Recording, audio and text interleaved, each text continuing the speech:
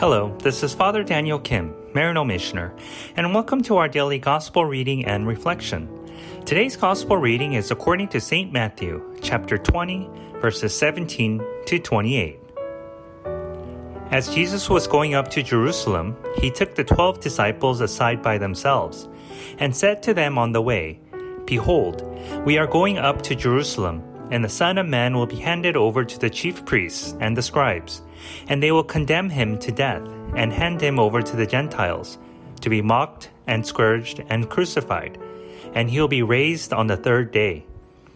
Then the mother of the sons of Zebedee approached Jesus with their sons, and did him homage, wishing to ask him for something. He said to her, "What do you wish?" She answered him, "Command that these two sons of mine sit, one at your right and the other at your left, in your kingdom." Jesus said in reply, "You do not know what you are asking.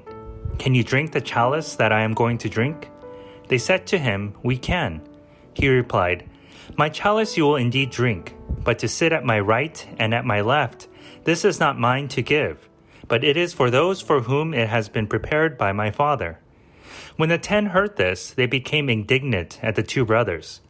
But Jesus summoned them and said, "You know that the rulers of the Gentiles lord it over them, and the great ones make their authority over them felt. But it shall not be so among you. Rather, whoever wishes to be great among you shall be your servant. Whoever wishes to be first among you shall be your slave. Just so, the Son of Man did not come to be served, but to serve, and to give his life as a ransom for many." The Gospel of the Lord. Praise to you, O Lord Jesus Christ.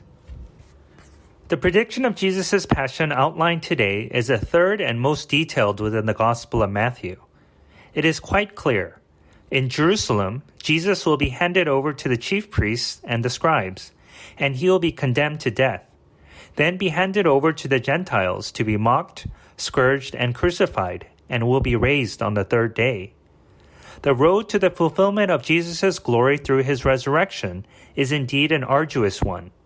Yet what overshadows his passion is his ultimate victory over death. However, the resurrection cannot take place without undergoing the process of trial and suffering. The two are deeply intertwined, and this truth is what both James and John failed to understand. Their eagerness of the perceived glory that awaits them blinded them from what it actually meant to drink from the same cup that Jesus were to drink from.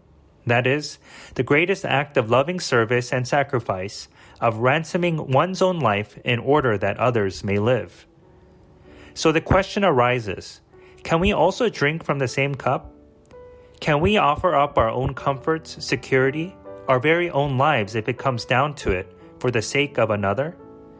The tackling of this very question is what it means to carry our crosses and follow Christ. It is truly an unconventional way of life, yet the rewards of journeying down this path is unconventional as well. That is, finding the type of joy, peace, and fulfillment that the world can never come close to matching. Thank you for listening to today's Gospel reading and reflection. Please be sure to tune in again tomorrow. Have a blessed and wonderful day. If you enjoyed today's Gospel reading and reflection, please make sure that you subscribe wherever you're listening to podcasts. Also, if you know somebody who may find value in today's reading, please make sure that you share it with them. To learn more about how you can support the work that Maryknoll does around the world, please visit us at maryknollsociety.org. And if you're interested in subscribing to our online magazine, please feel free to visit us at maryknollmagazine.org. Thank you once again for spending your time with us today, and God bless.